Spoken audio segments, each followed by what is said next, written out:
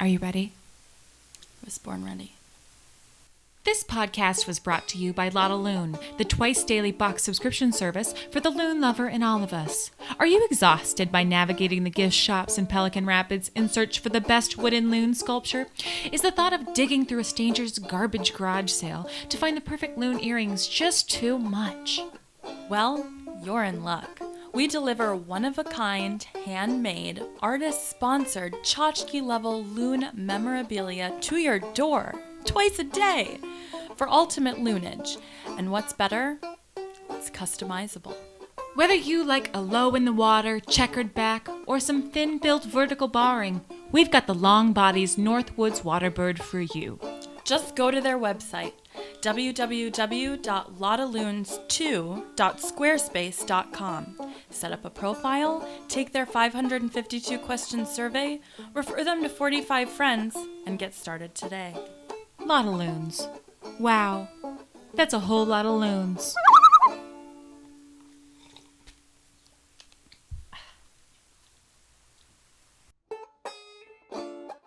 Welcome back to My Favorite Misdemeanor, the weekly podcast dedicated to cutting deep into the shallow crimes in the great state of Minnesota. Subscribe now and listen to all 45 seasons while you sit alone at your desk all day and talk to no one. And now, back to the curious case of Councilmember Dai Tao. Since the incident in question took place in St. Paul, we started by contacting Ramsey County. But almost immediately, we hit what some would have considered a dead end. Nevertheless, we persisted.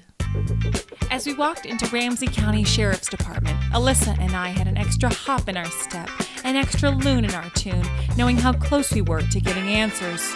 There was just one hurdle in our way. Ramsey County Administrative Assistant Laura Brown. Hi, friends. Welcome back to St. Paul. Hello, Laura. We're looking to talk to anyone who's familiar with a particular case regarding a particular council member. Huh? Don't fuck with us, Laura. Tell us what you know about Dai Tao. Oh. Well, like the sign says, you have to go to Hennepin County.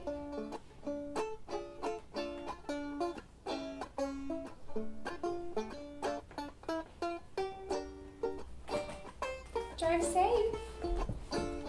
Laura is the worst. Without much to go off of other than to never ask St. Paul for help, we decided to try our luck in Minneapolis, where things are just better. I still couldn't figure out why Ramsey County would give up its own case. What did they have to hide? And why was Laura the living incarnation of white people potato salad? So we Googled it. Result: to avoid conflict of interest, this case was sent to Hennepin County. So we called our next witness, Hennepin County Sheriff's Office spokesman John Collins. They wouldn't let us talk to the real sheriffs, so he was as close to the crime as we could get. We had so many questions. Why would Councilmember Tao introduce himself as Mr. Zhang? Where on her ballot did the elderly woman end up ranking Dai Tao? And as my investigative hero Elle Woods once asked, why now? Why this sperm? When we finally got in touch with Mr. Collins, he declined to comment. Another dead end. We needed to refocus. Desperate for answers, we would adjust our expectations to pursue anyone who may have been there, known someone who was there, or had even heard of the story. As comedy writers, we knew better than anyone that sometimes you need to go backwards in order to move forward. We returned to the scene of the may or may not be crime. There we met Janet, a volunteer for MLK Rec Center. I was there and I was getting out of my car when I accidentally spilled my coffee on myself, and that's when I saw it. Saw what? The shooting, where the guy, he shot the other guy and then jumped in our manager's Honda Accord and stole it and drove off. Isn't that what you guys are investigating?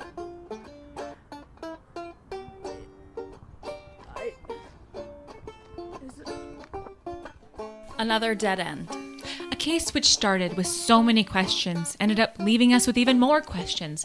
If Janet didn't know anything about Councilmember Tao, we had to wonder. Did Mayor Melvin Carter set him up? Are you serious? Next week. A look into the St. Paul mayor himself, Melvin middle name Carter. Jesus Christ. Why did Mayor Carter's press secretary refuse to comment on Councilmember Tao's case, and will he be called to testify when it goes to court in May? Where was Mayor Carter between 9:05 and 9:30 a.m. on November 6th? I don't know. I'm out of here. Could that one vote have changed the course of St. Paul mayoral history? Tao came in third. Carter had like 50% of the first round votes. It was in mid-post. And it's all coming up next week on my favorite misdemeanor.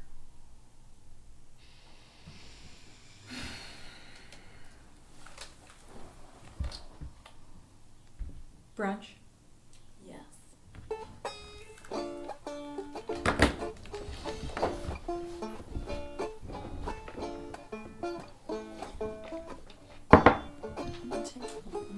BYO mug.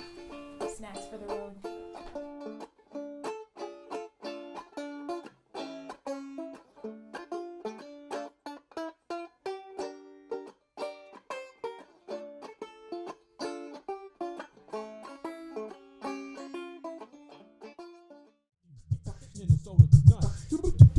Hey, thanks for watching our YouTube video. Make sure you click subscribe to watch the best Minnesota-focused satire around.